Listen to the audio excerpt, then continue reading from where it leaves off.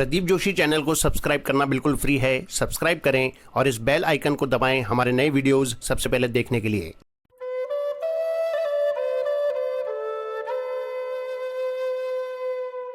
स्वामी राम सुखदास जी महाराज को शत शत नमन।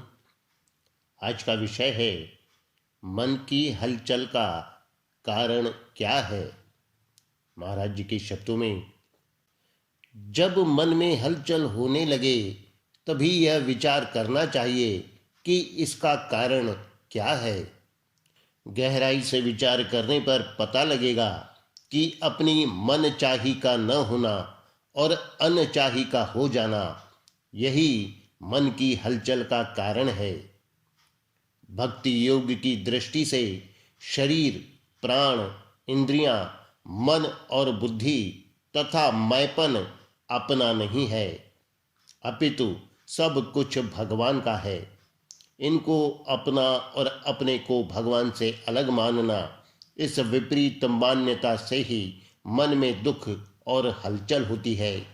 हलचल होने का और कोई कारण नहीं है।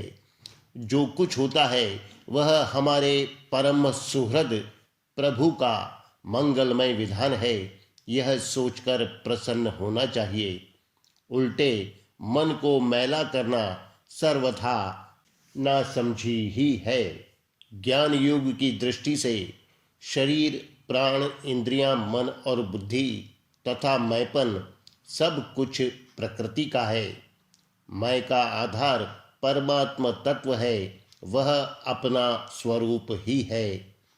प्रकृति ही प्रकृति के गुणों में बरत रही है। गीता अध्याय 13 श्लोक 29। स्वरूप तो अपने आप में नित्य स्थित है ही, उसमें क्रिया करना कराना संभव ही नहीं है, तब फिर हलचल कैसी।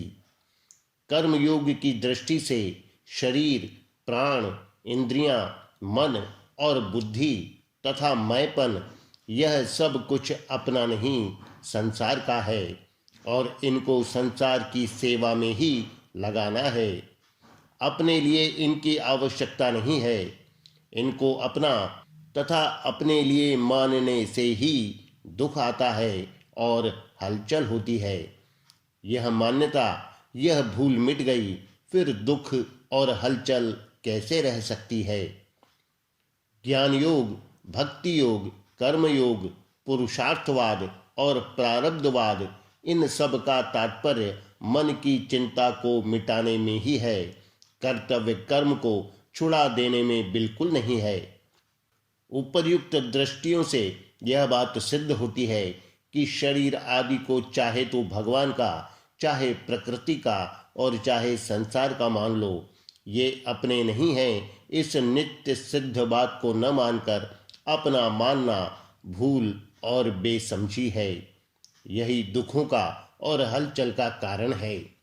भूल मिटने के बाद हलचल के लिए किंचन मात्र भी स्थान नहीं है, फिर तो केवल आनंद ही आनंद है।